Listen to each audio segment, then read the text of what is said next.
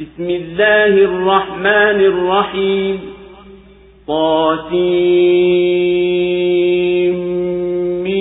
طاسيم تلك آيات الكتاب المبين لعلك باخع نفسك ألا يكونوا مؤمنين إن نشأ ننزل عليهم من السماء آية فظلت أعناقهم لها خاضعين وما يأتيهم من ذكر من الرحمن محدث إلا كانوا عنه معرضين فقد كذبوا فسيأتيهم أنباء ما كانوا به يستهزئون أولم يروا إلى الأرض كم أنبتنا فيها من كل زوج كريم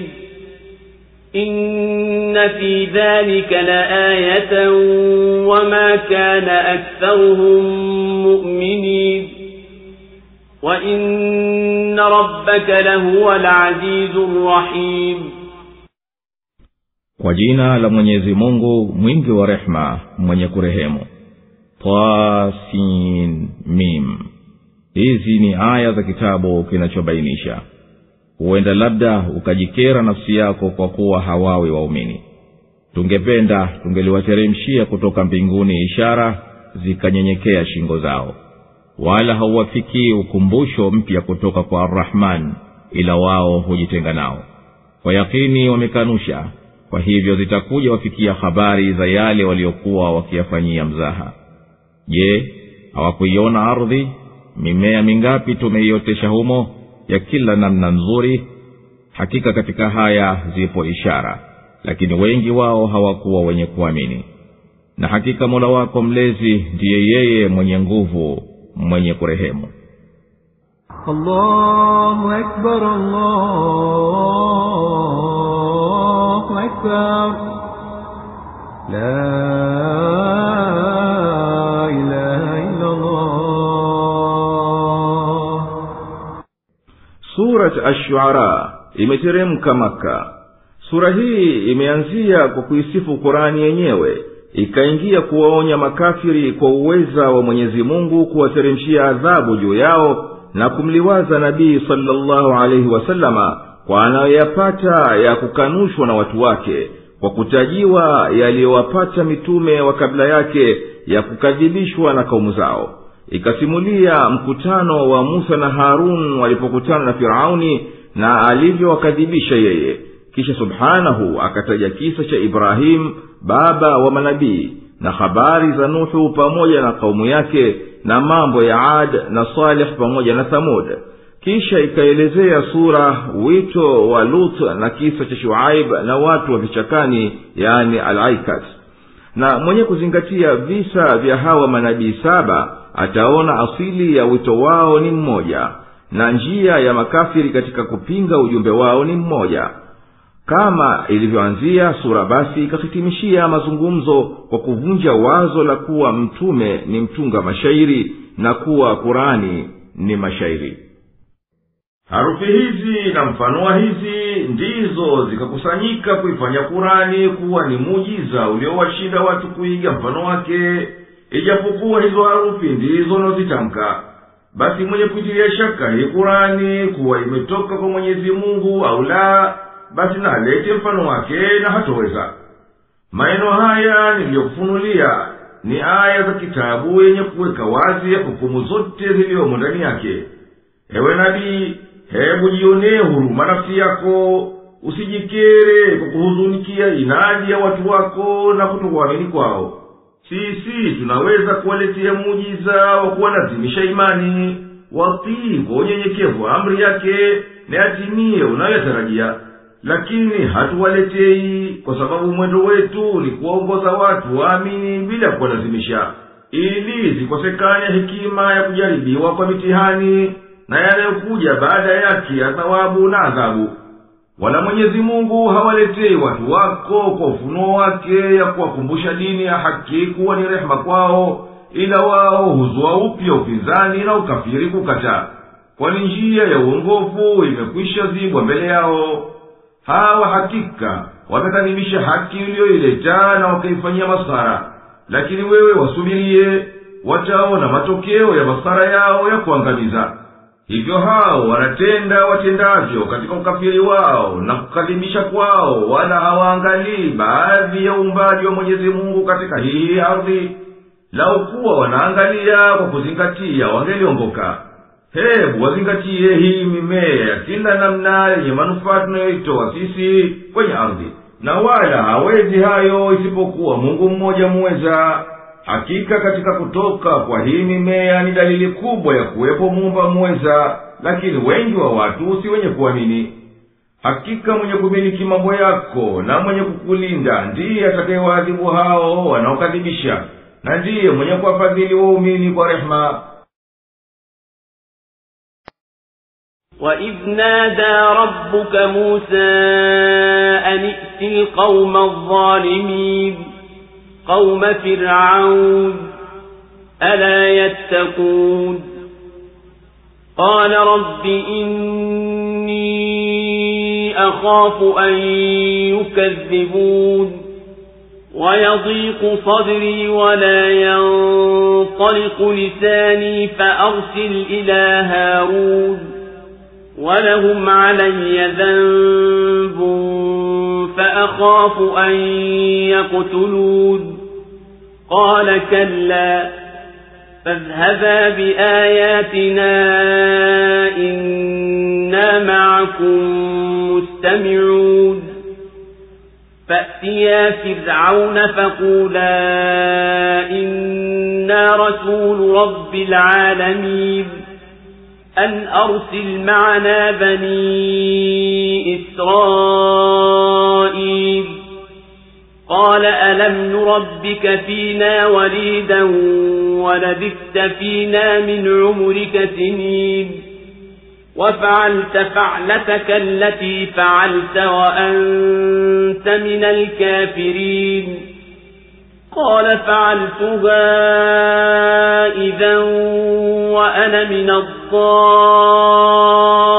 الضَّالِّينَ فَفَرَرْتُ مِنكُمْ لَمَّا خِفْتُكُمْ فَوَهَبَ لِي رَبِّي حُكْمًا وَجَعَلَنِي مِنَ الْمُرْسَلِينَ وَتِلْكَ نِعْمَةٌ تَمُنُّهَا عَلَيَّ أَنْ عَبَّدتَّ بَنِي إِسْرَائِيلَ قَالَ فِرْعَوْنُ وَمَا رَبُّ الْعَالَمِينَ قَالَ رَبُّ السَّمَاوَاتِ وَالْأَرْضِ وَمَا بَيْنَهُمَا إِن كُنتُم مُّوقِنِينَ قَالَ لِمَنْ حَوْلَهُ أَلَا تَسْتَمِعُونَ قَالَ رَبُّكُمْ وَرَبُّ آبَائِكُمُ الْأَوَّلِينَ قَالَ إِنَّ رَسُولَكُمُ الَّذِي أُرْسِلَ إِلَيْكُمْ لَمَجْنُونٌ قَالَ رَبُّ الْمَشْرِقِ وَالْمَغْرِبِ وَمَا بَيْنَهُمَا إِن كُنتُمْ تَعْقِلُونَ قَالَ لَئِنِ اتَّخَذْتَ إِلَٰهًا غَيْرِي لَأَجْعَلَنَّكَ مِنَ الْمَسْجُونِينَ قَالَ أَوَلَوْ جِئْتُكَ بِشَيْءٍ مُبِينٍ قَالَ فَأْتِ بِهِ إِن كُنتَ مِنَ الصَّادِقِينَ فَأَلْقَى عَصَاهُ فَإِذَا هِيَ ثُعْبَانٌ مُبِينٌ ونزع يده فإذا هي بيضاء للناظرين. Na Mola wako mlezi alipomwita Musa akamwambia, fika kwa watu madhalimu, watu wa Firauni hawaogopi? Akasema, hakika mimi nachelea wasinikanushe, na kifua changu kina dhiki na ulimi wangu haukunjuki vyema, basi mtumie ujumbe Harun. na wao wana kisasi juu yangu, kwa hivyo naogopa wasije kuniua. Akasema, siyo hivyo kabisa. Nendeni na miujiza yetu, hakika sisi tu pamoja nanyi tunasikiliza. Basi mfikieni Firauni na mwambieni, hakika sisi ni mitume wa Mola mlezi wa walimwengu wote. Waachilie wana wa Israeli wende nasi. Akasema, sisi hatukukulea wewe utotoni, na ukakaa kwetu katika umri wako miaka mingi, na ukatenda kitendo chako ulichotenda, nawe ukawa miongoni mwa wasio na shukrani? Akasema, nilitenda hayo hapo nilipokuwa miongoni mwa wale waliopotea. Basi nikakukimbieni nilipokuogopeni. Tena Mola wangu mlezi akanitunukia hukumu na akanijalia niwe miongoni mwa mitume. Na hiyo ndiyo neema ya kunisumbulia, na wewe umewatia utumwani wana wa Israeli. Firauni akasema, na nani huyo Mola mlezi wa walimwengu wote? Akasema, ndiye Mola mlezi wa mbingu na ardhi na viliomo baina yao, ikiwa nyinyi ni wenye yakini. Akawaambia waliomzunguka, hamsikilizi? Akasema, ndiye Mola wenu mlezi na Mola mlezi wa baba zenu wa kwanza. Akasema, hakika huyu mtume wenu aliyetumwa kwenu ni mwenda wazimu. Akasema, ndiye Mola mlezi wa mashariki na magharibi na viliomo baina yao, ikiwa nyinyi mnatia akilini. Akasema, ukimfuata Mungu mwingine asiyekuwa mimi, basi bila shaka nitakufunga gerezani. Akasema, je, ijapokuwa nitakuletea kitu cha kubainisha wazi? Akasema, kilete basi, kama wewe ni katika wasema ukweli. Basi akaitupa fimbo yake, mara ikawa nyoka wa kuonekana dhahir, na akautoa mkono wake, na mara ukawa mweupe kwa watazamao. Allahu Akbar, Allahu Akbar,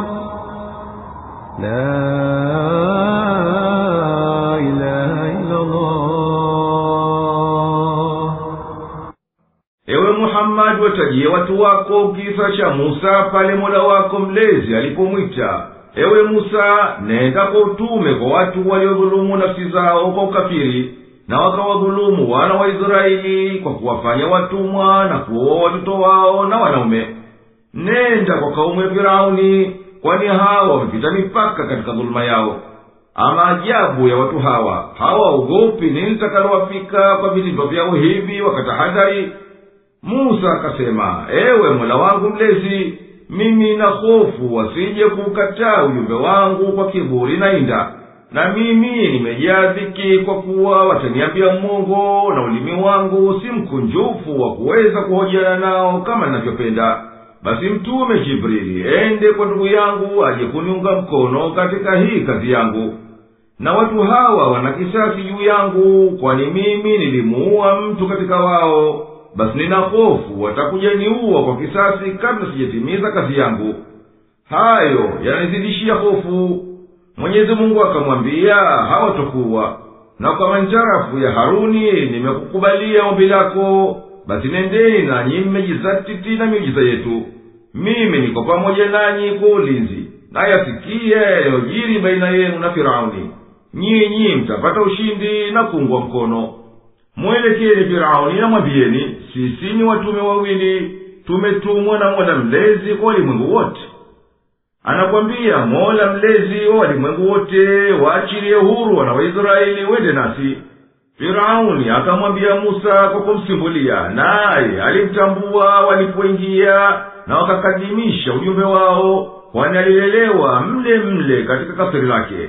Hatukukulea sisi ulipokuwa mtoto, na ukaishi chini ya ulezi wetu kwa miaka mingi katika umri wako, na ukatenda makosa yako ya jinaya maovu kumuua mtu katika kaumu yangu, na ukazikanusha neema zangu nilizokufanyia. Hukuwahifadhi raia zangu, ukaushambulia ungu wetu kwa kudai kuwa wewe ati ni mtume wa Mola mlezi wa walimwengu wote. Musa akasema, niliyafanya uliyoyataja kwa kutojua yanayofaa kutambulikana kwa akili, nayo ni jambo la kuwa, basi hapana masimbulizi juu yangu. Nikakukimbieni nilipohofu kuwa mtakujaniua kwa jinaya hii ambayo sikukusudia. mola wangu mlezi akanitunukia fahamu na elimu kwa fadhila zake na neema zake, na akanifanya mmoja katika mitume. Musa akaashiria sifa katika sifa ovu kabisa za Firauni, nayo ni kuwa kuwafanya watumwa wana wa Israeli, na akiwaua watoto wa wanaume. Na akakataa kukuita kule kulelewa kwake katika jumba la Firauni kuwa ni neema, kwani yaliyosababisha hayo ni yale yaliyokwisha yataja. Ndiyo yeye alitupwa mtoni aokoke asiuliwe, akaishia kwenye jumba la Firauni. Na lau kuwa si hivyo, basi angelilelewa na wazazi wake. Firauni akasema, na nini hizo sifa za mola mlezi wa walimwengu wote ambaye unakithiri kumtaja, na wewe unadai kuwa ni mtume wake, na hali sisi hatujui lolote habari zake? Musa akasema, yeye huyo ndiye mwenye kuzimiliki mbingu na ardhi na kila kilio baina yao. Ikiwa nyinyi mna yakini ya ukweli wa jawabu hii, basi mtanifika na mtaongoka, na mtajua kuwa ufalme wa Firauni wa kujidai haufu idafu mbele ya ufalme wake Mwenyezi Mungu, kwani ufalme wa Firauni haupinduki hata eneo moja katika hii dunia. Firauni kuonyesha mastaajabu kwa waliolimzunguka, kwa kuwa Musa katika jawabu yake alipomtaja mola wake mlezi na akadhukuru ufalme wake, hakugusia hata kidogo ufalme wa Firauni. Alisema, mwayasikiaje maneno ya Musa? Musa akiendelea na usemi wake bila ya kujali hasira za Firauni na uchafu wa maneno yake, akasema, ndiye huyo mola mlezi wa walimwengu wote aliyekuumbeni nyinyi na baba zenu waliotangulia, na miongoni mwa hao walikuwako waliodai uungu kama unavyodai wewe, na wao wameteketea na wewe utateketea, na hayo unayoyadai yatapotelea mbali, kwani Mungu wa kweli hafi. Firauni akawaambia watu wake yale yanayomtibua roho na kumghadhibisha, akautaja utume wa Musa ni kwa wao wala si kwake yeye, na akambandikiza wazimu, kwa kuwa ati akiulizwa kitu hujibu kingine, na anamsifu mola mlezi kwa sifa za kiajabu ajabu. Na kwa hivyo Firauni anawahimiza wamkadhibishe. Musa akasema, ikiwa nyinyi mna akili, basi uaminini ujumbe wangu, kwani kuchomoza jua na kutoa kwake kwa mpango madhubuti ni dalili wazi ya mwenye kuumba.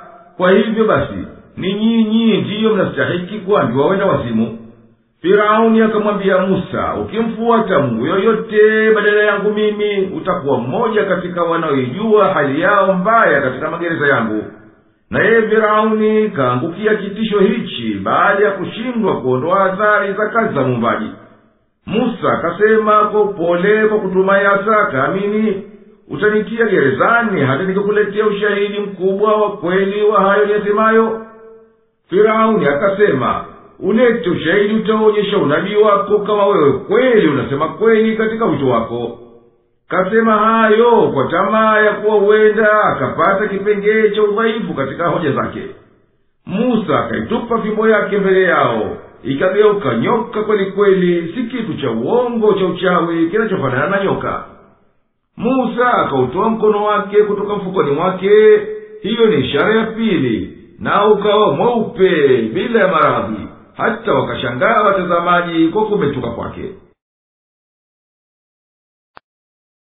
قال للملأ حوله إن هذا لساحر عليم يريد أن يخرجكم من أرضكم بسحره فماذا تأمرون قالوا أرجه وأخاه وابعث في المدائن حاشرين يأتوك بكل سحار عليم فجمع السحرة لميقات يوم معلوم وقيل للناس هل أنتم مجتمعون لعلنا نتبع السحرة إن كانوا هم الغالبين فلما جاء السحرة قالوا لفرعون أئن لنا لأجرا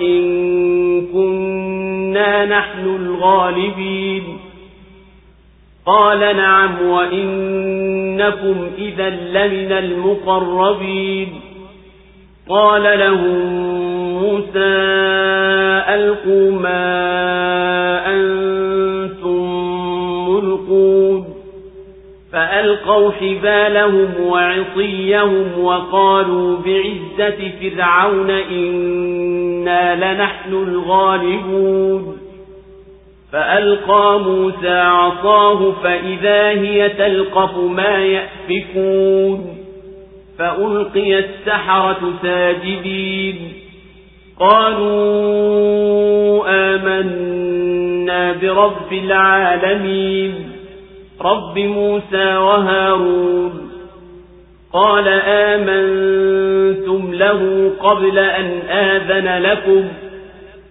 إنه لكبيركم الذي علمكم السحر فلسوف تعلمون لأقطعن أيديكم وأرجلكم من خلاف ولأصلبنكم أجمعين قالوا لا ضير إنا إلى ربنا منقلبون إنا نطمع أن يغفر لنا ربنا خطايانا أن كنا أول المؤمنين. Akawaambia waheshimiwa waliomzunguka, hakika huyu ni mchawi mtaalamu, anataka kukutoeni katika nchi yenu kwa uchawi wake, basi mna shauri gani?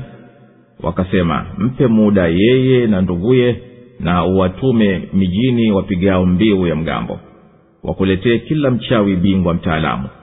Basi wakakusanywa wachawi wakati na siku maalum, na watu wakaambiwa, je, mtakusanyika? Huenda tutawafuata wachawi wakiwa wao ndio watakaoshinda. Basi walipokuja wachawi wakamwambia Firauni, je, tutapata ujira tukiwa sisi ndio tulioshinda? Naam, na hakika mtakuwa katika watu wa mbele. Musa akawaambia, tupeni mnavyotaka kutupa. Basi wakatupa kamba zao na fimbo zao, na wakasema, kwa nguvu za Firauni hakika sisi hapana shaka ni wenye kushinda. Musa tena akatupa fimbo yake, nayo mara ikavimeza walivyovizua.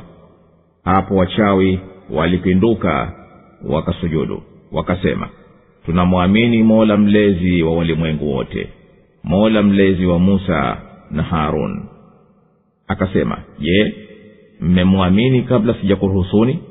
Bila shaka yeye basi ndiye mkubwa wenu aliyekufunzeni uchawi. Basi mtakuja jua, nitakata mikono yenu na miguu yenu kwa kutofautisha, na itakubandikeni misalabani nyote. Wakasema, haidhuru, kwani sisi ni wenye kurejea kwa Mola wetu mlezi. Hakika sisi tunatumai Mola wetu mlezi na tusamee makosa yetu, kwa kuwa ndio wa kwanza wa kuamini. Allahu Akbar, Allahu Akbar, la ilaha illa Allah. Firauni akawaambia watu wake, hakika Musa ni mchawi bingwa katika uchawi wake. Kasema hayo kwa kuchelea watu wake wasifuate haki walioiona kwa Musa. Tena Firauni akasema, mchawi huyu anataka kunifanyia kahari apate kukutoweni katika hii nchi yenu. Na haya ni mchochezi dhidi ya Musa, kwani katika la dhiki mno katika hayo yaliyo dhiki ni mtu kuiacha nchi yake, na hasa ikiwa kwa kahari. Naye akataka mawazo ya wale waliokuwa wanamwabudu, kasahau uungu wake kwa nguvu za ishara za Musa. Watu wake wakamwambia, akhirisha kukata shauri yao hawa, na uwatume askari wende wawakusanye wachawi katika raia zako, kwani uchawi hupingwa kwa uchawi. Watakuletea wengi, na wote wamebobea kwa uchawi na wamemshinda Musa kwa ufundi na ustadi. Wamekusudia kwa haya kumpunguzia dukuduku lake Firauni. Wakakusanywa wachawi kutoka kila upande wa nchi, wakawekwa wakati wa mchana siku ya sikukuu kukutana na Musa. Na watu wakahimizana kuhudhuria siku hiyo waone Ramsa, wakiambizana, mtakusanyika, yani ndiyo mkusanyike. Wakatangaza mtarajio yao ya kushinda uchawi, ili wapate kuthibiti katika dini yao, na pia ndiyo kampeni ya nguvu na juhudi apate kushindwa Musa. Walipokuja wachawi kwa Firauni walimwambia, je, tutapata kwako ujira mkubwa pindi tukishinda? Firauni akasema, naam, mtapata mnachokisema, na juu ya huo ujira mkubwa mtakuwa watu wa karibu kwangu, watu wa cheo na madaraka. Ulipofika wakati uliowekwa katika siku iliyopangwa, Musa aliwaambia wachawi, tupeni huo uchawi mnaotaka kuutupa. Wakazitupa kamba zao na fimbo zao, na watu wakazubwa, wakaona kama ni nyoka wanakwenda. Wakaapa kwa utukufu wa Firauni na nguvu zake, hapana shaka hawa leo watashinda. Musa tena akatupa fimbo yake, mara ikawa joka kubwa likaingia kuvimeza vile vilivyovizua kwa uchawi, navyo ni kamba na fimbo, wakidanganya kuwa ni nyoka wanakwenda. Wachawi wakaanguka wakasujudu kumsujudia Mwenyezi Mungu walipoyakinika kuwa mambo ya Musa si uchawi. Wakasema ili kutia mkazo kule kusujudu kwao kwa kauli yao, tunamwamini Mola mlezi wa walimwengu wote. Na wakabainisha kwa hakika Mola mlezi wa walimwengu wote waliomwamini ndiye Mola mlezi wa Musa na Harun. Firauni kwa kukasirika kuwa wale wachawi wamwamini Musa bila yeye kuwapa ruhusa, aliwatishia ya kwamba yeye ndiye mwalimu wao aliyewafunza fani za uchawi, na watakuja juu adhabu itakayowateremkia. Akawaambia, nitakata mikono yenu na miguu yenu mbali mbali, nitakata wa kulia huu kwa wa kushoto huu, na kinyume cha hayo, na nyote nitakutundikeni juu ya msalaba. Wachawi wakasema, hapana la kutudhuru sisi kwa adhabu unazotutishia, kwani sisi ni wenye kurejea kwenye malipo ya Mola wetu mlezi, na yeye ndiye mbora wa kulipa na mbora wa kuadhibu. Hakika sisi tunataraji Mola wetu mlezi atatusamehe makosa yetu tuliyoyafanya zamani, kwa kuwa sisi ndio wa mwanzo wa waumini katika kaumu yako. وأوحينا إلى موسى أن أسر بعبادي إنكم متبعون فأرسل فرعون في المدائن حاشرين إن هؤلاء لشرذمة قليلون وإنهم لنا لغائظون وإنا لجميع حاذرون فأخرجناهم من جنات وعيون وكنوز ومقام كريم كذلك وأورثناها بني إسرائيل فأتبعوهم مشرقين فلما تراءى الجمعان قال أصحاب موسى إنا لمدركون قال كلا إن معي ربي سيهدين فأوحينا إلى موسى أن اضرب بعصاك البحر فانفلق فكان كل فرق كالطود العظيم وأزلفنا ثم الآخرين وأنجينا موسى ومن معه أجمعين ثم أغرقنا الآخرين إن في ذلك لآية وما كان أكثرهم مؤمنين وإن ربك لهو العزيز الرحيم. Na tulimuamrisha Musa kwa wahi, nenda na waja wangu wakati wa usiku, kwa hakika mtafuatwa.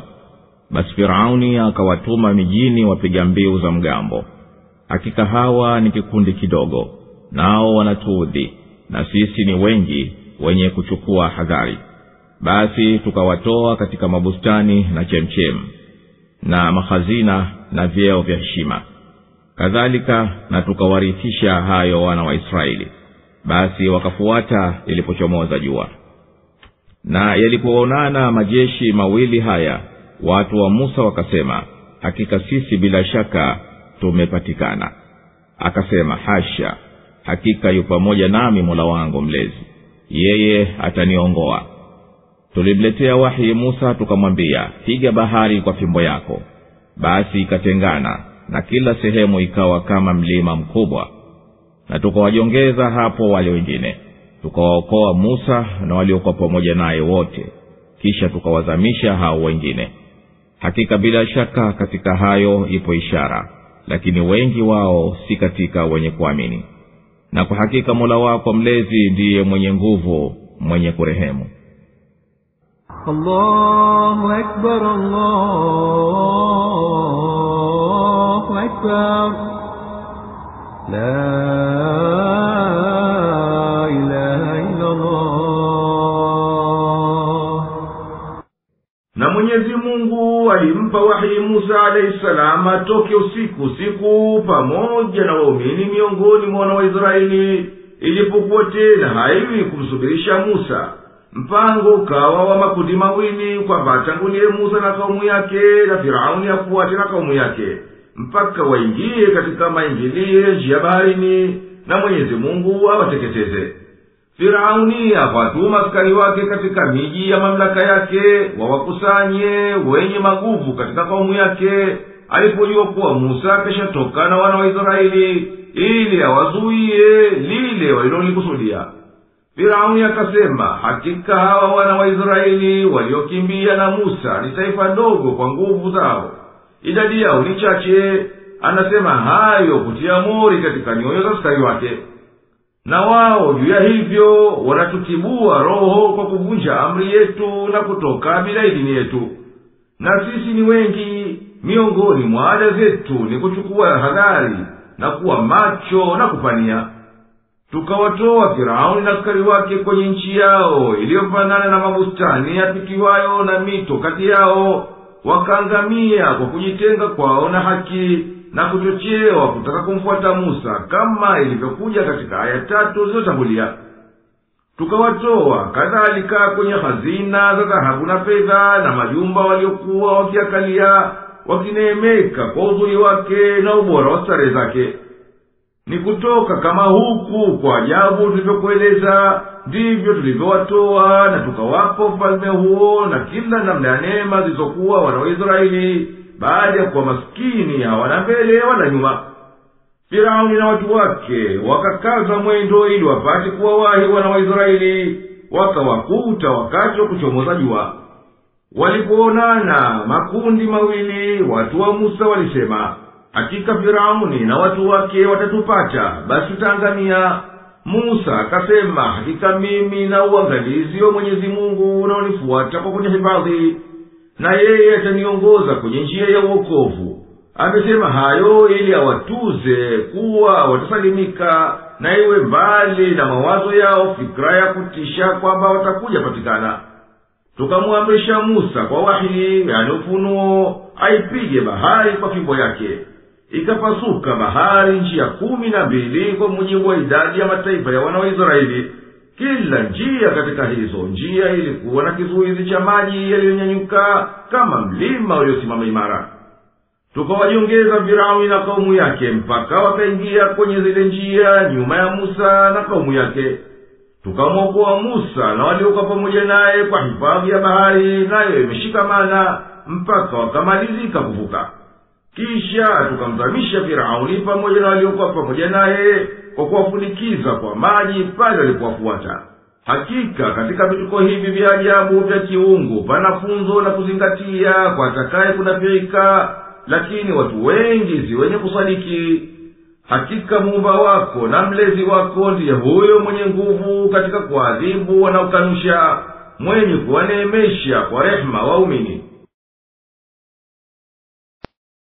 واتل عليهم نبأ إبراهيم إذ قال لأبيه وقومه ما تعبدون قالوا نعبد أصناما فنظل لها عاكفين قال هل يسمعونكم إذ تدعون أو ينفعونكم أو يضرون قالوا بل وجدنا آباءنا كذلك يفعلون قال أفرأيتم ما كنتم تعبدون أنتم وآباؤكم الأقدمون فإنهم عدو لي إلا رب العالمين الذي خلقني فهو يهدين والذي هو يطعمني ويسقين وإذا مرضت فهو يشفين والذي يميتني ثم يحيين والذي أطمع أن يغفر لي خطيئتي يوم الدين رب هب لي حكما وألحقني بالصالحين واجعل لي لسان صدق في الآخرين واجعلني من ورثة جنة النعيم واغفر لأبي إنه كان من الضالين ولا تخزني يوم يبعثون يوم لا ينفع مال ولا بنون إلا من أتى الله بقلب سليم وأزلفت الجنة للمتقين وبرزت الجحيم للغاوين وقيل لهم أين ما كنتم تعبدون من دون الله هل ينصرونكم أو ينتصرون فكبكبوا فيها هم والغاوون وجنود إبليس أجمعون قالوا وهم فيها يختصمون تالله إن كنا لفي ضلال مبين إذ نسويكم برب العالمين وما أضلنا إلا المجرمون فما لنا من شافعين ولا صديق حميم فلو أن لنا كرة فنكون من المؤمنين إن في ذلك لآية وما كان أكثرهم مؤمنين وإن ربك لهو العزيز الرحيم. Na wasomee habari za Ibrahim alipomwambia baba yake na kaumu yake, mnaabudu nini?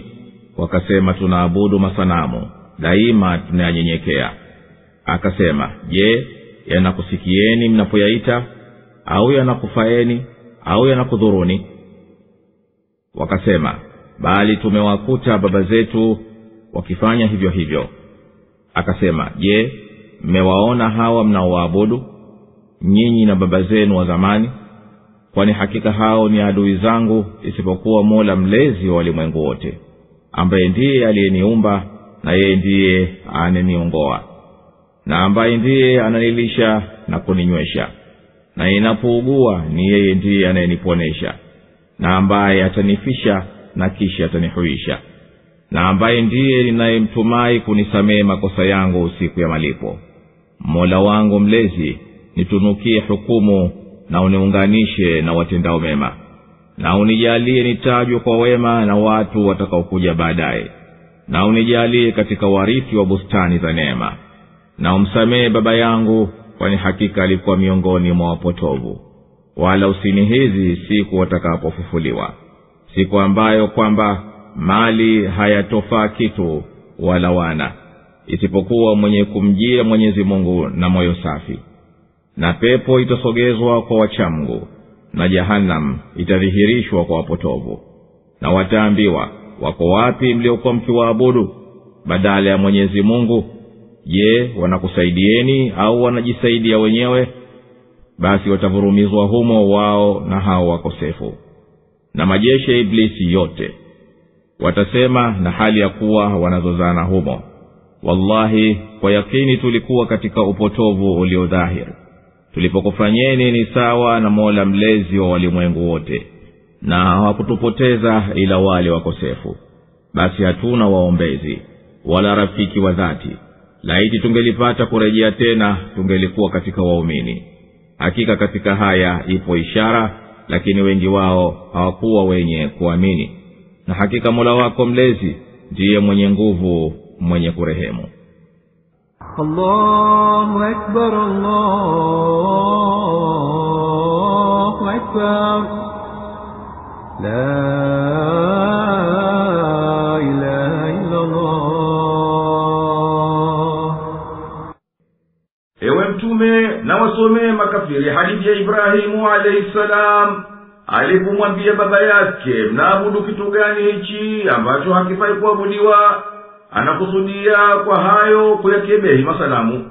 Wakasema kujibu kwa njia ya kujitapa, tunaabudu masanamu na si tunadumu daima dawamu tukiabudu kwa kuyaadhimisha na kuyatukuza. Ibrahimu akasema, kwani anasikia madua yenu au yanakuitikieni mnapoyaomba? Kwa hayo anakusudia kuwanabihisha upotovu wa mwendo wao, au yanakuleteni manufaa mnapoyatii, au yanakupatilizeni kwa madhara mkiasi? Wakasema hawafanyi lolote katika hayo, lakini sisi tumewakuta baba zetu kiabudu mfano wa ibada yetu, basi sisi tukawafuata kwa waliokuwa wakiyafanya. Ibrahimu akasema kwa kususuika, je, mlifikiri hata mkalijua jambo lolote lokupelekeni kudumu na kuyabudu hayo masanamu? Nyinyi na baba zenu wa zamani, ati haya yanastahiki kuabudiwa au la? Lao mngelizingatia, mngelijua kuwa hakika nyinyi mko katika upotovu ulio wazi. Kwani hakika hao mnaoabudu badala ya Mwenyezi Mungu ni maadui kwangu mimi na kwenu. Basi mimi si waabudu hao, lakini nayemwabudu na najiongeza kwake ni muumba wa walimwengu wote, na mwenye kumiliki mambo yao na mwenye kuwalinda, ambaye ndiye alinizua kabla sijawa chochote, akaniumba kwa ubora wa umbo, na akanitunukia uongofu wa kunifikisha kwenye mafanikio yangu ya duniani na akhera. Na yeye ndiye alineemesha kwa vyakula na vinywaji, na akaniwezesha kuvipata na kunapika kwavyo ili kuhifadhi uhai wangu. Na akinishukia maradhi, ni yeye ndiye ananiponyesha kwa kunisarilishia sababu za kupona na kuniwezesha kuzipata. Na yeye ndiye atanifisha ikifika jali yangu, na tena atanihuisha mara nyingine kwa ajili ya hisabu na malipo. Na yeye ndiye ninayemtumai kunighufiria na kuyasamehe makosa yangu madogo madogo ya kujikwaa duniani utapofika wakati wa hisabu. Ibrahimu alayhi salamu akasema kwa kuomba, Mola wangu mlezi, nitunukie ukamilifu wa elimu na vitendo, ili nipate kustahili kubeba ujumbe wako na hukumu kwa waja wako, na niwezeshe niungane pamoja na kundi la watenda wema, na nijalie nipate sifa nzuri na kumbusho jema kwa kaumu zitazokuja baada yangu, mabaki yake yasalie mpaka siku ya kiyama. Na nijalie katika waja wako uliotunukia neema za peponi kuwa ni malipo kwa sababu ya imani yao kukuamini wewe na ibada yao kukuabudu wewe. na mjalie baba yangu astahili msamaha kwa kumwezesha kuwa Mwislamu, na yeye alikuwa akamwahidi kusilimu siku aliyoachana naye, kwani yeye huyo baba alikuwa ametupa kando njia uongofu na uongozi. Wala usinitie aibu au hizaya mbele ya watu siku watapotolewa makaburini kwa ajili ya hisabu na malipo, siku ambayo hapana mtu atainafika kwa mali ayatowe au kwa wana wamsaidie, isipokuwa aliyekuwa muumini na akamkabili Mwenyezi Mungu na moyo ulio mzima, hauna maradhi ya ukafiri na unafiki na ria, yani kujionyesha. Na pepo itajiongezwa na itakaribishwa pahala pa watu wema, basi wataiendea wale waliojikinga na ukafiri na maasi na wakaikubali imani na utifu duniani. Na moto utaletwa mbele walioiachia dini ya haki mpaka ndimi zake zikaribie kuwanyakuwa, nao watakuwa majutoni. Wakaambiwa kwa kuwatahayarisha, iko wapi hiyo miungu yenu mliokuwa mkiabudu badala ya Mwenyezi Mungu? Badala ya Mwenyezi Mungu na mnadai kuwa ati ndiyo itakuombeeni hii leo. Je, inakufaeni kitu kwa kukunzuruni, au hata inajifaa wenyewe kujisaidia? Hapana lolote, kwani wao na miungu wao ni kuni za moto. Watatumbukizwa katika jahanamu kifudifudi, wakipinduliwa mpaka waishie ndani kabisa shimoni, wao na wale wapoteza na wakawatia katika madhambi na upotovu. Na pamoja nao watakuwepo wasaidizi wa Iblisi waliokuwa wakipambia shari na madhambi, au wale watu wa majini waliokiwafuata katika maasi. Watasema huku wakiungama makosa yao na huku wanagombana na miungu yao waliokuwa wakiabudu, wallahi hakika sisi tulikuwa katika dunia yetu tumepotea kweli na wajinga wa kutupwa, na tumeiacha haki ambayo haina kificho ndani yake. Pale tulipokufanyeni nyinyi tuliokuabuduni badala ya Mwenyezi Mungu kuwa ati ni sawa sawa na Mola mlezi wa ulimwengu wote katika kustahiki kuabudiwa, juu ya kuwa hamjiwezi wala hamfai kwa lolote, wala hapana waliotutia katika hilaki hii ila wakosefu waliotupotoa tukaiwacha njia iliyonyoka. Basi hapana wakuombwa akaja kutuvua na adhabu hii kama tulivyodhania pale kwanza, wala hapana rafiki wa kuonea uchungu kwa hali yao licha ya kuokoa. Basi hapo ndiyo watajitamania nafsi zao na wangelirejea duniani wapate kuwa waumini ili waokoke. Na hakika katika habari za Ibrahimu zilizotajwa yapo mawaidha na mazingatio kwa mwenye kutaka mawaidha na akazingatia, na wala si wengi katika watu wako wanaosomewa habari hizi wenye kuitikia wito wako. Na hakika pana shaka Mola wako mlezi ni muweza wa kuadhibu wanaokadhibisha, naye ni mfadhili wa watu wema kwa neema nyingi. كذبت قوم نوح المرسلين إذ قال لهم أخوهم نوح ألا تتقون إني لكم رسول أمين فاتقوا الله وأطيعون وما أسألكم عليه من أجر إن أجري إلا على رب العالمين فاتقوا الله وأطيعون قالوا أنؤمن لك واتبعك الأرذلون قال وما علمي بما كانوا يعملون إن حسابهم إلا على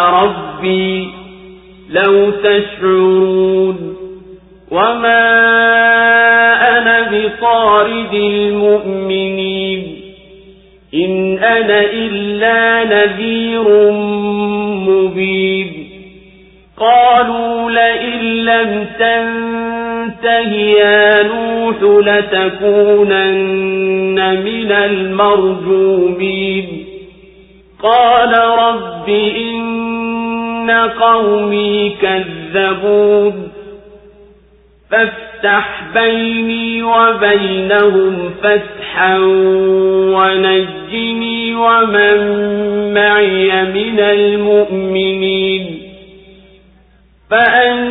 فأنجيناه ومن معه في الفلك المشحون ثم أغرقنا بعد الباقين إن في ذلك لآية وما كان أكثرهم مؤمنين وإن ربك لهو العزيز الرحيم. Kaumu ya Nuhu waliwakadhibisha mitume alipowaambia ndugu yao Nuhu, je, hamchi Mungu? Hakika mimi kwenu ni mtume mwaminifu, basi mcheni Mwenyezi Mungu na nitiini mimi, na sikutakini juu yake ujira, kwani ujira wangu hauko ila kwa Mola mlezi wa walimwengu wote. Basi mcheni Mwenyezi Mungu na nitiini mimi. Wakasema, je, tukuamini wewe hali wanaokufuata ni watu wa chini? Akasema, na yajuaje waliokuwa wakiyafanya? Hisabu yao haiko ila kwa Mola wao mlezi, laiti mngelitambua. Wala mimi si wa kuwafukuza waumini, mimi si chochote ila ni mwonyaji wa dhahiri shahir. Wakasema, ikiwa huachi ewe Nuhu, bila shaka utapigwa mawe. Akasema, Mola wangu mlezi, hakika watu wangu wamenikanusha, basi hukumu baina yangu na wao kwa hukumu yako, na uniokoe mimi na walio pamoja nami waumini. Kwa hivyo tukamwokoa yeye na waliokuwa pamoja naye katika merikebu iliyosheheni, kisha tukawazamisha baadaye waliobakia. Hakika katika haya ipo ishara, lakini si wengi wao waliokuwa waumini. Na hakika Mola wako mlezi ndiye yeye mwenye nguvu, mwenye kurehemu. Allahu Akbar, Allahu Akbar, la ilaha illa Allah. Na Mwenyezi Mungu ametaja habari za Nuhu kwa kauli yake, kaumu ya Nuhu iliukanusha utume wake, wakamrudishia mwenyewe. Kwa kitendo hicho ikawa wamewakadhibisha mitume wote wa Mwenyezi Mungu, kwa kuwa wito wao ni mmoja katika asili yake na lengo lake. Waliukanusha utume huu pale alipowaambia ndugu yao Nuhu, ndugu kwa mahusiano ya nasaba, si kwa dini, akiwatahadharisha, hamumchi Mwenyezi Mungu mkacha kuabudu wenginewe. Hakika mimi ni mtume, nimetumwa kwenu nikuongoeni kwenye njia ya uongofu, na ni mwaminifu wa kufikisha huu ujumbe. Basi mkhofuni Mwenyezi Mungu na fuateni amri yangu katika hayo ninayokuitieni kwayo, ya kumwamini Mwenyezi Mungu wa pekee na kumtii. Na wala sitaki kwenu ujira kwa ajili ya inayokupeni ya nasaha na wito, na sina malipo ila kwa mwenye kuwaumba viumbe wote aliyemiliki mambo yao. Basi tahadharini na adhabu ya Mwenyezi Mungu na fuateni nayo kuamrisheni. Watu wa Nuhu huku wakiukataa wito wake walisema, hatutokuwa na imani nawe maadamu wanakufuata watu duni kabisa, wasiokuwa na hadhi wala mali. Nuhu akasema, kitu gani cha kunijuvia uchache wa hadhi yao na mali yao? Nitakacho mimi kwao ni imani yao bila ya kutafuta kuzijua kazi zao.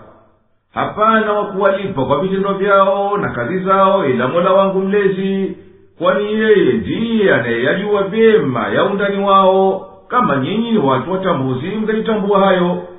Wala mimi siyo kuwafukuza watu wanaoamini wito wangu vyovyote itavyokuwa hali yao ya ufakiri au utajiri, kwa sababu ati ya kukubalieni nyinyi kwa mtakalo ili ndiyo mpate kuniamini. Mimi si chochote ila ni mtume niliyetoka kwa Mwenyezi Mungu kuwaonya waliowajibikiwa kwa onyo hilo wazi, kwa ushahidi wa kutenganisha baina ya kweli na uongo bila faraka yoyote baina ya mtukufu na mnyonge. Basi vipi itanifalia mimi kuwafukuza waumini kwa sababu ya ufakiri wao? Wakasema, ewe Nuhu, ikiwa hutoacha huu wito wako, basi jua yakini tutakupopoa mawe.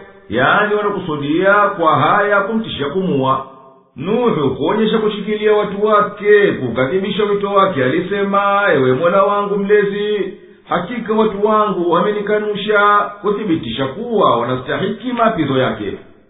Basi tuhukumie baina yangu na wao kwa hukumu ya kuangamiza wanaopinga upweke wako na wakamthibitisha mtume wako, na niokoe mimi na waumini walio pamoja nami na adhabu ya waasi wao. ndiyo hivyo tukamwokoa yeye pamoja na walioamini katika safina iliyopakia pomoni wao hao pamoja na mahitaji yao kwa kuitikia dua yake. Baada ya kuokoka kwa Nuhu na walioamini, Mwenyezi Mungu aliwazamisha waliobaki katika kaumu ya Nuhu waliokuwa hawakuamini. Hakika katika aliyosimuliwa na Kurani juu ya habari za Nuhu ni hoja ya kuthibitisha ukweli wa mitume na uwezo wa Mwenyezi Mungu. Na katika watu waliosomewa hadithi hizi si wengi walioamini. Na hakika Mola wako mlezi ndiye yeye mwenye nguvu za kumwadhibu kila jabari mwenye inda, mwenye kuwaneemesha wacha Mungu kwa kila namna ya fadhila. كذبت عاد للمرسلين إذ قال لهم أخوهم هود ألا تتقون إني لكم رسول أمين فاتقوا الله وأطيعون وما أسألكم عليه من أجر إن أجري إلا على رب العالمين أتبنون بكل ريع آية تعبثون وتتخذون مصانع لعلكم تخلدون وإذا بطشتم جبارين فاتقوا الله وأطيعون واتقوا الذي أمدكم بما تعلمون أمدكم بأنعام وبنين وجنات وعيون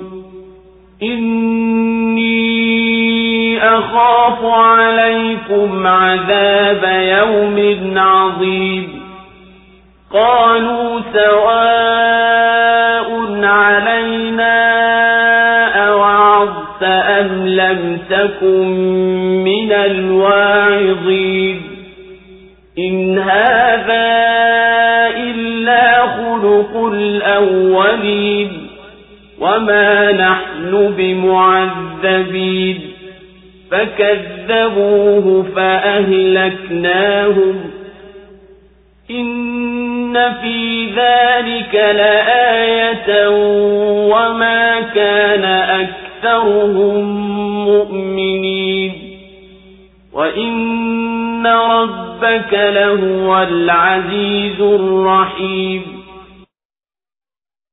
Kina Ad waliwakanusha mitume alipowaambia ndugu yao Hud, je, hamchi Mungu? Hakika mimi kwenu ni mtume mwaminifu. Basi mcheni Mwenyezi Mungu na nitiini mimi, wala sikutakeni juu yake ujira, kwani ujira wangu hauko ila kwa Mola mlezi wa walimwengu wote. Je, mnajenga juu ya kila mnyanyuko kumbusho la kufanyia upuuzi, na mnajenga majengo ya fahari kama kwamba mtaishi milele, na mnapotumia nguvu mnatumia nguvu kwa ujabari? Basi mcheni Mwenyezi Mungu na nitiini. Na mcheni aliyekupeni haya mnayoyajua. Amekupeni wanyama wa kufuga na wana, na mabustani na chemchem. Hakika mimi ninakuhofieni adhabu ya siku kubwa. Wakasema, ni mamoja kwetu, ukitupa mawaidha au hukuwa miongoni mwa watu wao mawaidha. Haya si chochote ila ni mtindo wa watu watokea zamani, wala sisi hatutaadhibiwa. Wakamkanusha, nasi tukawaangamiza. Hakika bila shaka katika haya ipo ishara, lakini hawakuwa wengi wao wenye kuamini. Na hakika Mola wako mlezi ndiye mwenye nguvu, mwenye kurehemu. Allahu Akbar, Allahu Akbar, la ilaha illallah. Kabila ya Adi ni mkanusha mtume wao Hudi alayhi salam, na kwa hivyo wakawa ndio wamewakadhibisha mitume wote, kwa kuwa wito wao ni mmoja katika asili yake na lengo lake. Alipowaambia ndugu yao Hud, hamumwogopi Mwenyezi Mungu mkamsafia ibada, hakika mimi nimetumwa kutoka kwa Mwenyezi Mungu ili nikuongoeni mfuate uongozi, na ni mwenye kuulinda ujumbe wa Mwenyezi Mungu na ufikisha ujumbe huo kama alivyoniamrisha Mola wangu mlezi. Basi fuateni amri ya Mwenyezi Mungu na yahofuni adhabu yake, na tiini na kuamrisheni yanayotoka kwa Mwenyezi Mungu. Wala kwa hii nasaha yangu na uongozi wangu sitaki kwenu ujira, sina malipo isipokuwa kwa Muumba wa viumbe vyote. Je, mnasimamisha juu ya kila pahala paliponyanyuka katika nchi jengo refu kwa ajili ya kujifaharisha, na mnakutana humo kwa mambo ya upuuzi na fisadi? Mwenyezi Mungu subhanahu anataka kwa haya kuwazindua watende yatakayonufaisha, na anawatahayarisha kwa kuacha kwao imani na vitendo vyema. Na mnajenga majumba ya fahari na imara na mahodhi ya maji kwa kutaraji kuishi milele katika dunia hii kama kwamba hamtakufa. Na mnapoingia kutesa mnapita kiasi katika uasi na uvamizi wa jeuri, mnaua na mnapiga kwa chuki bila huruma. Mwogopeni Mwenyezi Mungu katika kutumia nguvu, na fuateni amri yangu katika inayokuitieni, kwani hayo hakika ndiyo yatakayokukufaeni na ndiyo yatakayodumu zaidi. Na tahadharini na ghadhabu za Mwenyezi Mungu aliyekukunjulieni neema zake, kwa mnayoyajua yaliyo mbele yenu ya vipawa vyake vya namna mbalimbali, kama alivyokupeni mifugo kama ngamia na ng'ombe na kondoo na mbuzi na wana wenye nguvu wa kukulindieni mifugo yenu na kukusaidieni katika shida za maisha, na mabustani yenye matunda na chemchemu zenye kutiririka maji mnayoyahitajia. Mimi nina hofu asije Mwenyezi Mungu akuteremshieni adhabu kali hapa duniani, na akhera akakutieni katika moto wa jahanamu kwa sababu ya ujabari wenu na starehe alizokustarehesheni Mwenyezi Mungu. Wakasema kwa kumkejeli, ni sawa kwetu ukitupa wadhi na kutuonya, au kawa si katika wenye kutoa wadhi.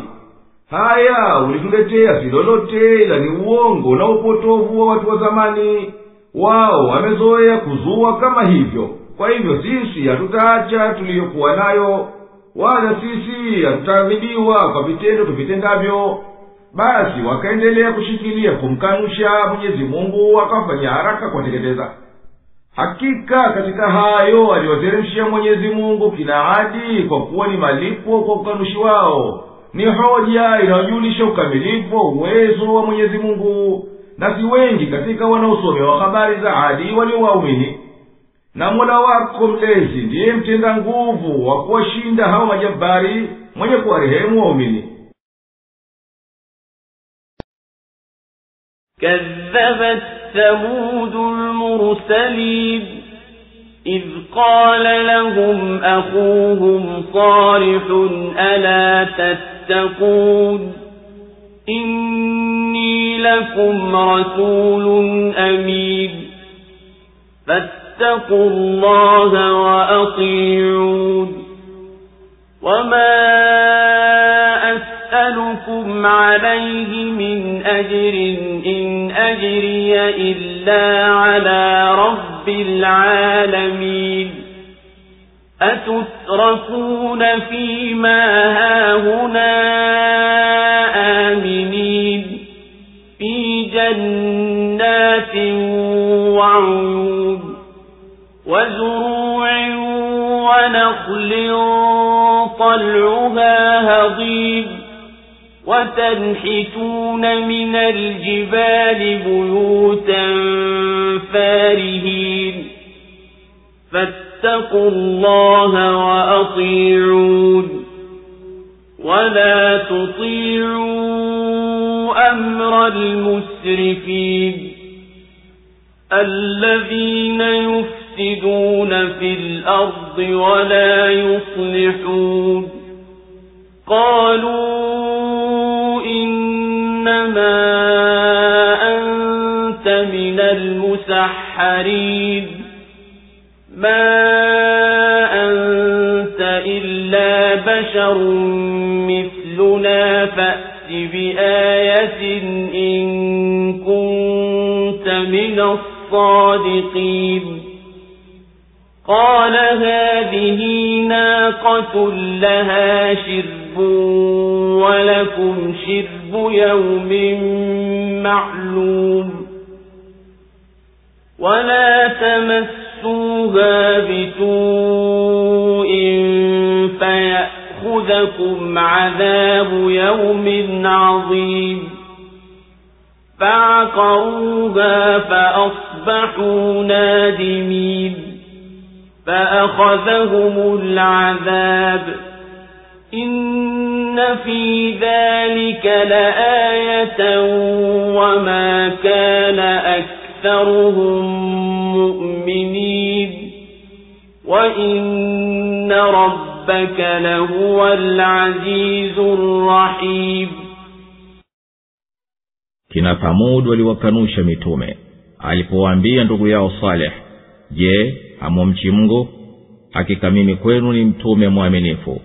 Basi mcheni Mwenyezi Mungu na nitiini, wala sikutakini ujira juu yake. Ujira wangu hauko ila kwa Mola mlezi wa walimwengu wote. Je, mtaachwa salama usalimina katika haya yaliyopo hapa, katika mabustani na chemchem na konde na mitende yenye makole yaliyoiva, na mnachonga milimani majumba kwa ustadi? Basi mcheni Mwenyezi Mungu na nitiini mimi, wala msitii amri za waliopindukia mipaka, ambao wanafanya ufisadi katika nchi wala hawatengenezi. Wakasema, hakika wewe ni miongoni mwa waliorogwa, wewe si chochote ila ni mtu kama sisi. Basi lete ishara ukiwa wewe ni miongoni mwa wasema ukweli. Akasema, huyu ngamia jike awe na zamu yake ya kunywa, na nyinyi muwe na zamu yenu ya kunywa katika siku maalum, wala msimguse kwa uovu, isije ikakushikeni adhabu ya siku kubwa. Lakini wakamua na wakawa wenye kujuta, basi ikawapata adhabu. Hakika katika hayo ipo ishara, lakini hawakuwa wengi wao wenye kuamini. Na hakika Mola wako mlezi ndiye mwenye nguvu, mwenye kurehemu. Allahu Akbar, Allahu Akbar, la ilaha illa Allah. Kabila ya Thamudi ilimkanusha Saleh katika ujumbe wake na wito wake, na kwa hivyo ikawa wamewakanusha mitume wote, kwa kuwa asili ya ujumbe ni moja na lengo ni moja. Ewe mtume, watajie watu wako wakati ule kina Thamudi walipoambiwa na ndugu yao kwa uzao na wananchi, si kwa dini Saleh, hamumwogopi Mwenyezi Mungu mkamwabudu yeye tu? Hakika mimi nimetumwa na Mwenyezi Mungu kwenu kwa mambo yenye kheri yenu na mafanikio yenu, na mimi ni mwenye kuhifadhi ujumbe huu kama nilivyopokea kwa Mwenyezi Mungu. Kwa hivyo tahadharini na adhabu ya Mwenyezi Mungu, na nifuateni kwa haya inayokuitieni kwayo kutokana na amri zake. Wala sitaki kwenu ujira wowote kwa hii nasaha yangu na uongozi wangu. Ujira wangu uko kwa mwenye kumiliki walimwengu wote. Liliyozuia ni kule kuamini kwao kwa bahati wataselelea katika zile starehe, watasalimika na adhabu na kutoweka na mauti.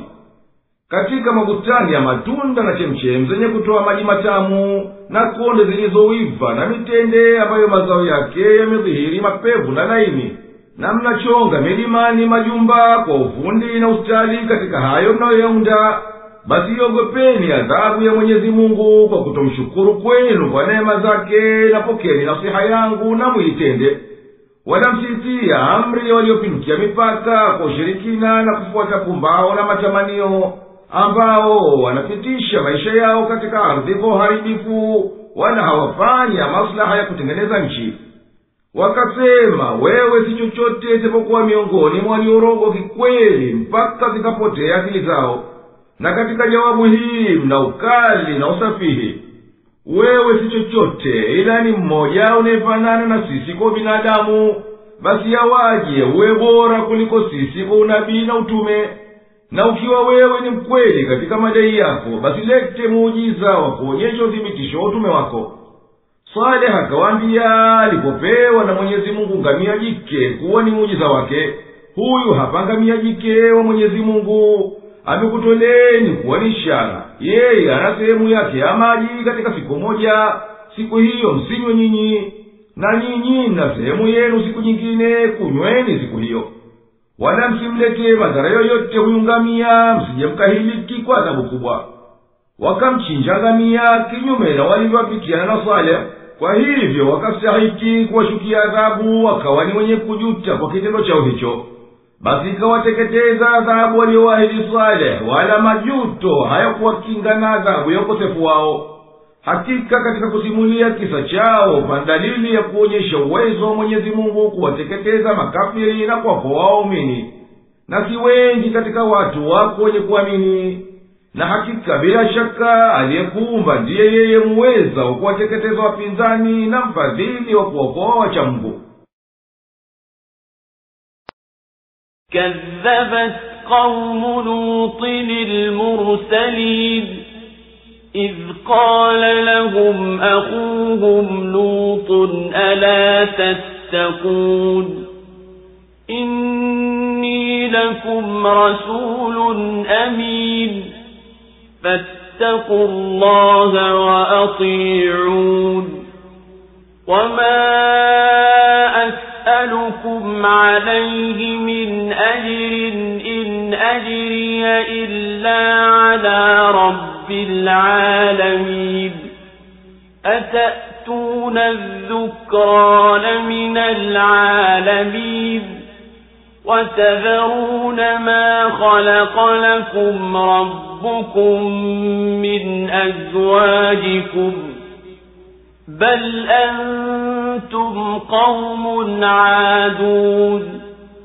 قالوا لئن لم تنته يا لوط لتكونن من المخرجين قال إني لعملكم من القالين رب نجني وأهلي مما يعملون فنجيناه وأهله أجمعين إلا عجوزا في الغابرين ثم دمرنا الآخرين وأمطرنا عليهم مطرا فساء مطر المنذرين إن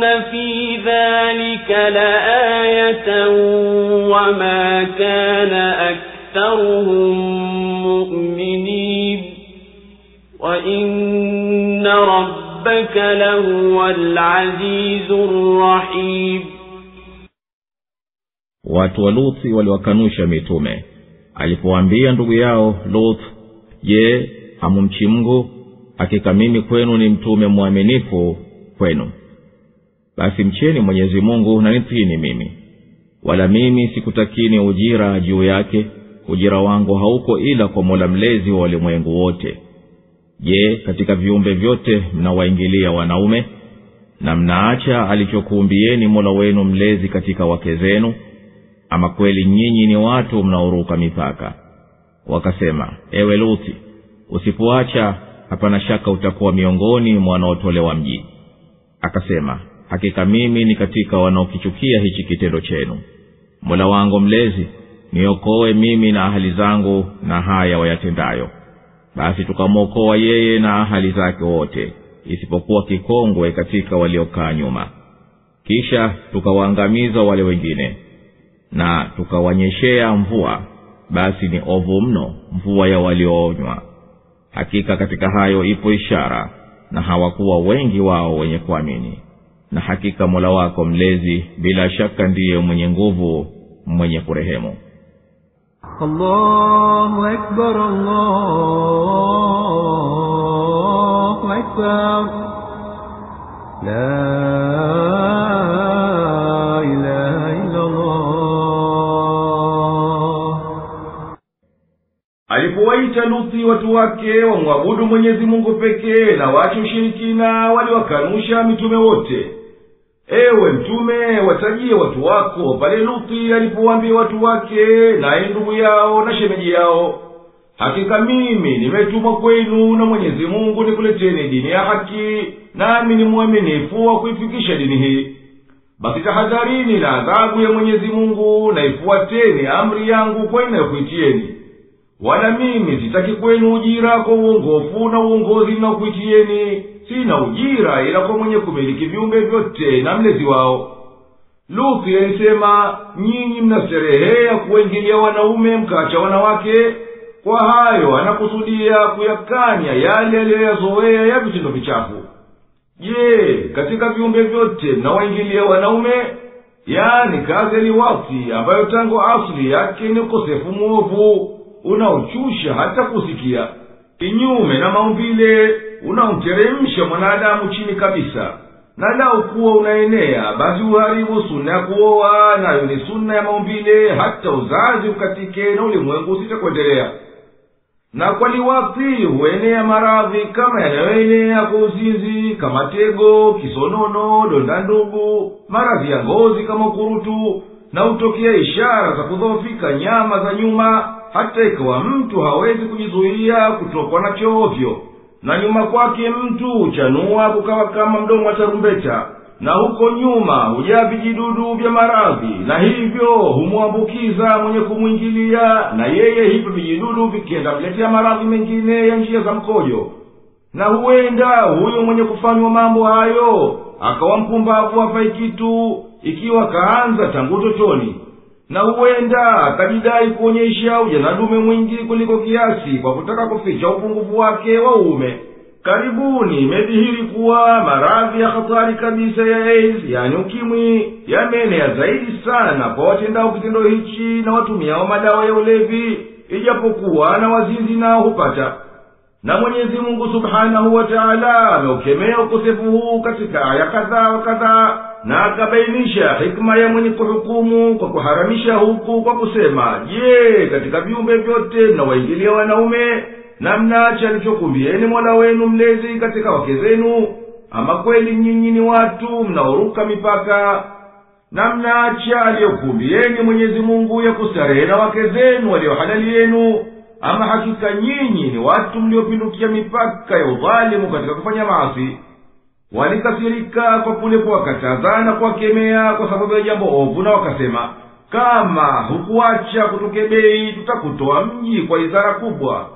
Luthi akasema, hakika mimi nakichukia mno kitendo hichi chenu, wala sitoacha kabisa kukipinga na kukebei. Na akamwomba Mola wake mlezi amokoe yeye na hali zake na wayatendayo wale wajinga, baada ya kwisha kata tamaa kuwa hawamsikilizi. Mwenyezi Mungu alimuitikia ombi lake, kamokoa yeye na wale waliofuata wito wake, kwa kuwatoa wote majumbani mwao wakati wa kuteremka adhabu kwa shukia wenye kukanusha. Ila mkewe kizee aliyebaki na hakutoka nao, yeye akaangamia kwa kufuru zake za uhaini wake, kwa kuwaunga mkono wakosefu. Kisha Mwenyezi Mungu akawahiliki makafiri watenda uovu kwa hilaki kali na mbaya. Na Mwenyezi Mungu aliwateremshia wale waovu wapotovu mawe kutoka mbinguni akawateketeza. Na ilikuwa mvua ya kutisha kwa wingi wake na namna yake. Basi mvua ovu yao aliyokwisha onywa ni mvua hiyo, kwani iliteremka kwa uangamizi mkubwa mno. Hakika adhabu ile iliyowateremkia watu wale, hapana shaka ni hoja yenye kuonyesha utimilivu na uwezo wa Mwenyezi Mungu, wala si wengi katika watu wako wenye kusadiki hayo. Na hakika Mola wako mlezi bila shaka ndiye yeye mwenye kushinda kila kitu, mwenye kusifika kwa rehema iliyokamilika, huwapa adhabu watendao dhambi na huwalipa wema waumini.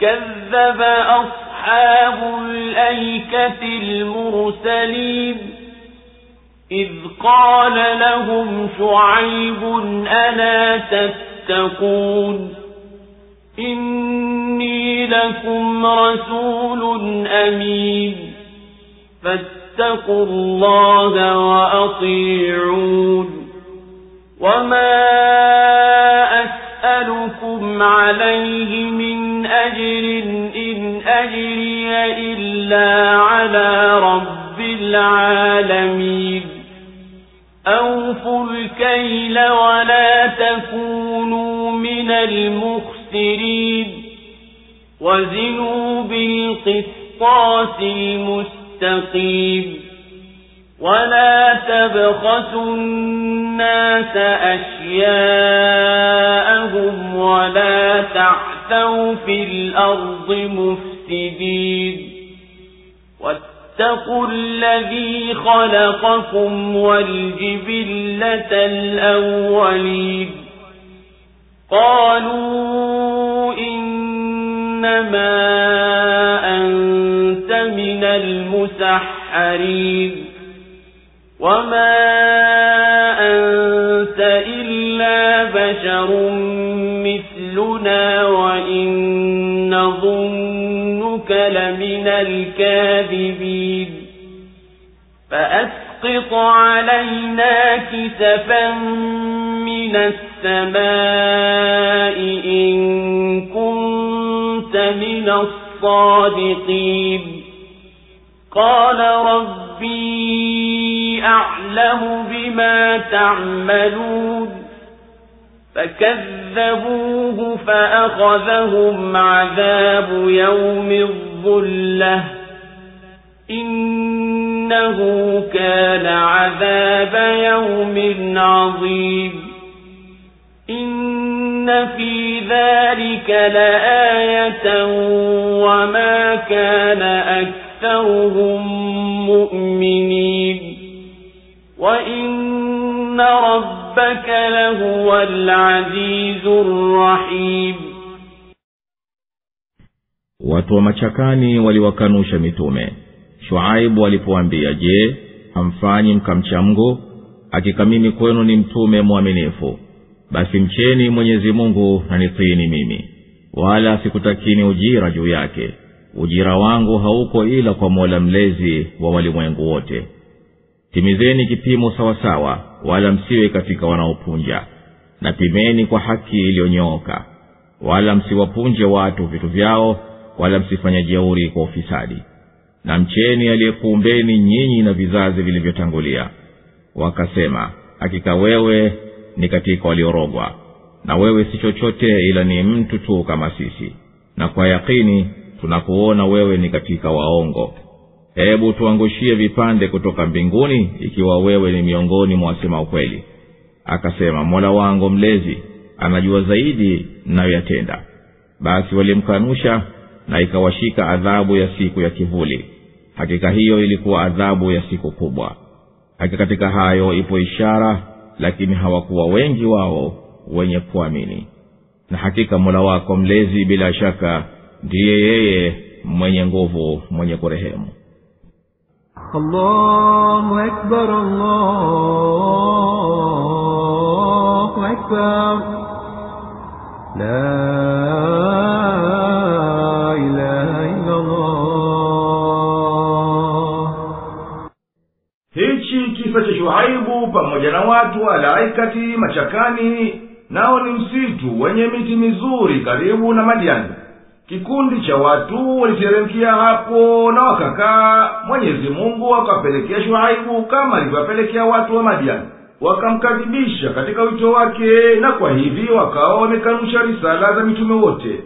Ewe Muhammad, watajie watu wako pale Shuaibu walipowaambia watu wa machakani, je, hamumhofu Mwenyezi Mungu mkamwamini? Wakaingia kumkadhibisha. Hakika mimi nimetumwa na Mola mlezi wa walimwengu wote nikuongoeni na nikuongozeni, nami ni mwaminifu wa kufikisha ujumbe wake kwenu. Basi tahadharini na adhabu ya Mwenyezi Mungu, na mtiini kwa kufuata amri za Mwenyezi Mungu na kuziokoa nafsi zenu na madhambi. Na mimi kwa hivi kukuongozeni na kukufunzeni sikutakini ujira wowote. Mimi sina malipo kamili kwa sababu ya kazi yangu ila kutokana na Mola mlezi wa walimwengu wote. Shuaibu akawaamrisha kutimiza vipimo kwa ukamilifu wanapopima, kwani ilikuwa ada yao kupunguza kwa pishi na mizani, kupunguza haki za watu kwa kuwapunja na kuwapimia kasoro. Na wapimieni watu kwa mizani ya sawasawa ili wachukue haki yao kwa uadilifu ulionyooka. Wala msiwapunguzie watu haki zao, wala msipite katika nchi mkifisidi kwa kuua na uharamia na kufanya madhambi na kufuata kumbao. Na tahadharini na adhabu ya Mwenyezi Mungu aliyekuumbeni na akaumba kaumu zenye nguvu na takaburi zilizotangulia. wakasema, wewe si chochote ila ni mtu aliyesibiwa na uchawi mkali na ikapotea akili yake, na wewe si chochote ila ni mmoja wetu sawa na sisi kwa utu. Basi vipi ujipe ubora kuliko sisi kwa utume? Nasi tunaamini kuwa wewe ni mwongo wa kubobea. Basi hebu tuangushie vipande vya adhabu kutoka mbinguni, ikiwa ni katika wasema ukweli kwa ujumbe wako, na chini ya shauri hii kwa hakika hapana kila namna ya ubishi.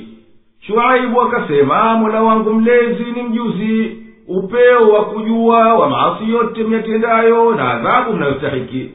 Yeye atakuteremshieni hayo kwa wakati wake aliyoukadiria, na huu ndiyo hadi ya mwisho wa kumwachilia Mwenyezi Mungu kila kitu na kuwatisha hao makafiri. Lakini wao waliendelea kumkadhibisha Mwenyezi Mungu, akawapatiliza kwa adhabu ya joto kuu mno. Wakawa wanatapatapa hawana pa kukimbilia. Walipopata kiwingu cha kuwapa kivuli kukinga mwako wa jua, walijikusanya chini yake. Mwenyezi Mungu akawateremshia moto ukawateketeza wote katika siku ya kitisho kikubwa mno. Hakika adhabu iliyowateremkia watu wa machakani kuwa ni malipo ya waasi wao ni dalili ya ukamilifu wa uwezo wa Mwenyezi Mungu, na hawakuwa wengi wa watu wako wenye kusadiki. Na hakika Mola wako mlezi hapana shaka ndiye yeye aliyetengeka kwa nguvu na ushindi, mwenye kuwaneemesha waumini kwa rehema nyingi. وَإِنَّهُ لَتَنزِيلُ رَبِّ الْعَالَمِينَ نَزَلَ بِهِ الرُّوحُ الْأَمِينُ عَلَى قَلْبِكَ لِتَكُونَ مِنَ الْمُنذِرِينَ بِلِسَانٍ عَرَبِيٍّ مُبِينٍ وَإِنَّهُ لَفِي زُبُرِ الْأَوَّلِينَ أَوَلَمْ يَكُنْ لَهُمْ آيَةً أَنْ يَعْلَمَهُ عُلَمَاءُ بَنِي إِسْرَائِيلَ وَلَوْ نَزَّلْنَاهُ عَلَى بَعْضِ الْأَعْجَمِينَ فَقَرَأَهُ عَلَيْهِمْ مَا كَانُوا بِهِ مُؤْمِنِينَ كَذَلِكَ سَلَكْنَاهُ فِي قُلُوبِ الْمُجْرِمِينَ لَا يُؤْمِنُونَ بِهِ حَتَّى يَرَوْا الْعَذَابَ الْأَلِيمَ فَيَأْتِيَهُم بَغْتَةً وَهُمْ لَا يَشْعُرُونَ فَيَقُولُوا هَلْ نَحْنُ مُنظَرُونَ أَفَبِعَذَابِنَا يَسْتَعْجِلُونَ أَفَرَأَيْتَ إِن مَّتَّعْنَاهُمْ سِنِينَ ثُمَّ جَاءَهُم مَّا كَانُوا يُوعَدُونَ مَا أَغْنَىٰ عَنْهُم مَّا كَانُوا يُمَتَّعُونَ وَمَا أَهْلَكْنَا مِن قَرْيَةٍ إِلَّا لَهَا مُنذِرُونَ ذِكْرَىٰ وَمَا كُنَّا ظَالِمِينَ وَمَا تَنَزَّلَتْ بِهِ الشَّيَاطِينُ وَمَا يَنبَغِي لَهُمْ وَمَا يَسْتَطِيعُونَ إِنَّهُمْ عَنِ السَّمْعِ لَمَعْزُولُونَ فَلَا تَدْعُ مَعَ اللَّهِ إِلَٰهًا آخَرَ فَتَكُونَ مِنَ الْمُعَذَّبِينَ وَأَنذِرْ عَشِيرَتَكَ الْأَقْرَبِينَ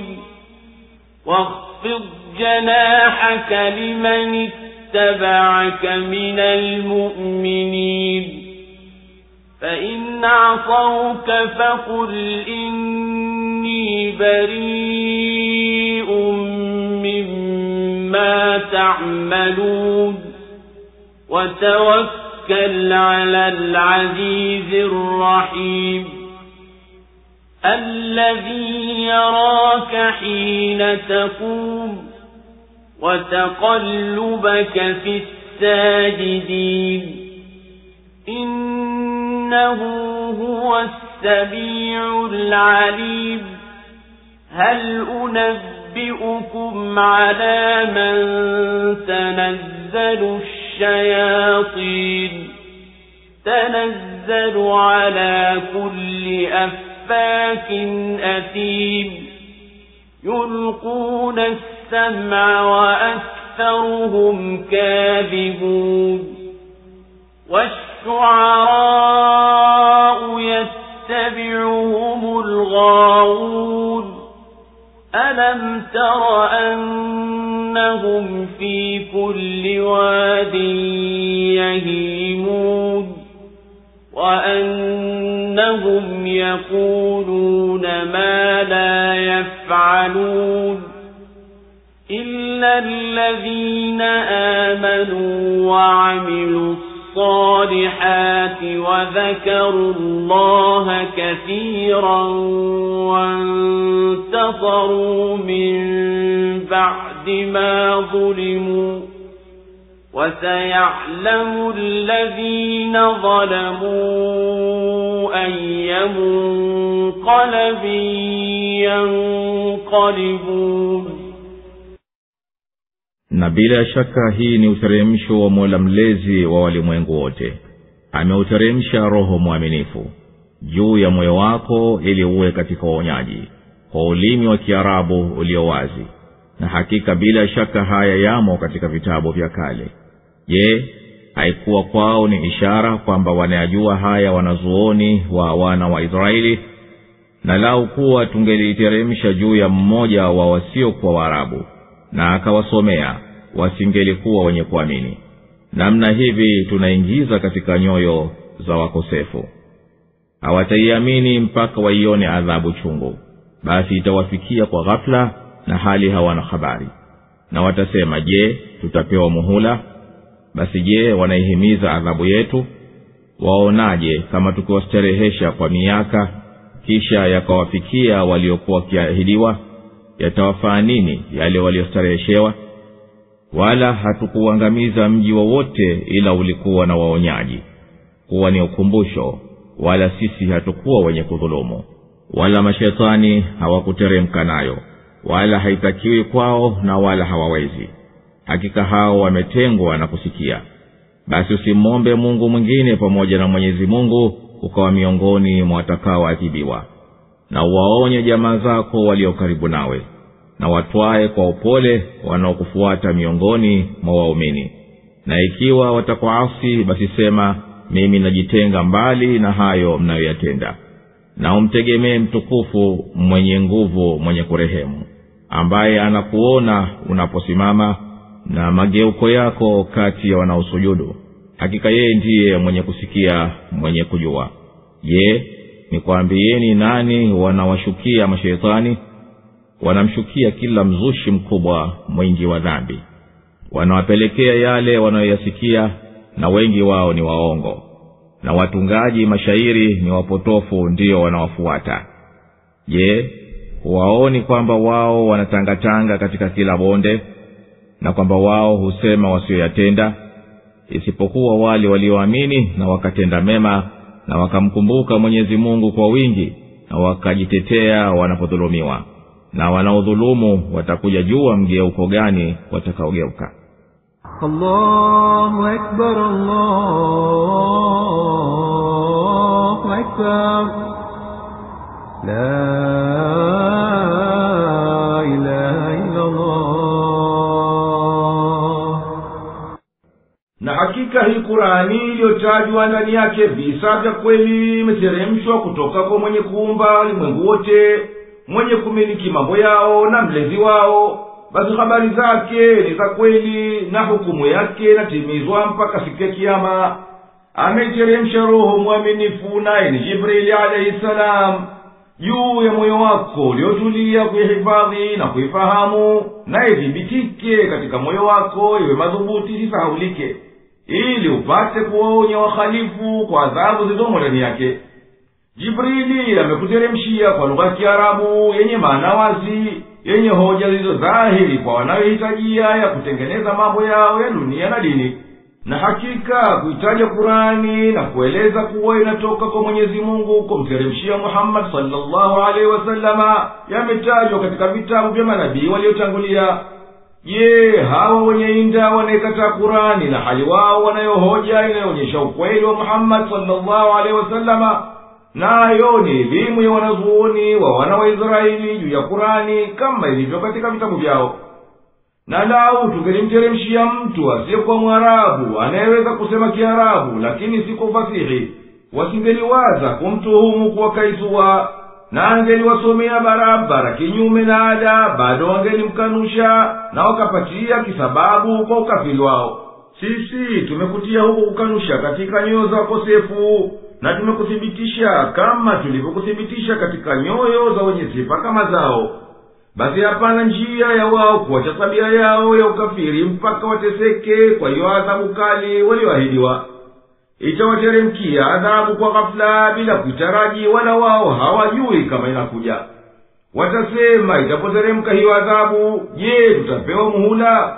Haya ni kwa majuto, kwa kupitiwa na imani na kutaka waakhirishiwe adhabu, lakini hawajibiwi.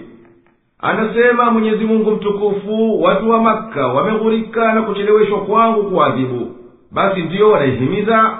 Anakusudia subhanahu aliyetakasika kuzisafihi akili zao kwa sababu ya kuhimiza kwao adhabu juu ya kuwaonya na kuwatisha.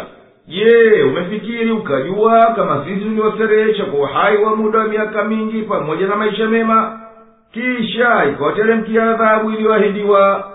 Kustarehe kwao kwa umri mrefu na maisha mema hakutoa kinga hata chembe na adhabu ya Mwenyezi Mungu. Kwani adhabu ya Mwenyezi Mungu itakuja tu kama si leo kesho, wala hapana kheri katika neema ambayo hatima yake ni adhabu. Na mwendo wetu kwa kaumu zote ni kuwa hatuteketeze umma ila baada ya kuwatumia mitume wa kuwaonya kwa kufuata hoja. Wakumbuke na wazingatie, wala si shani yetu kudhulumu hata tuwadhibu umma kabla ya kuwaletea mtume.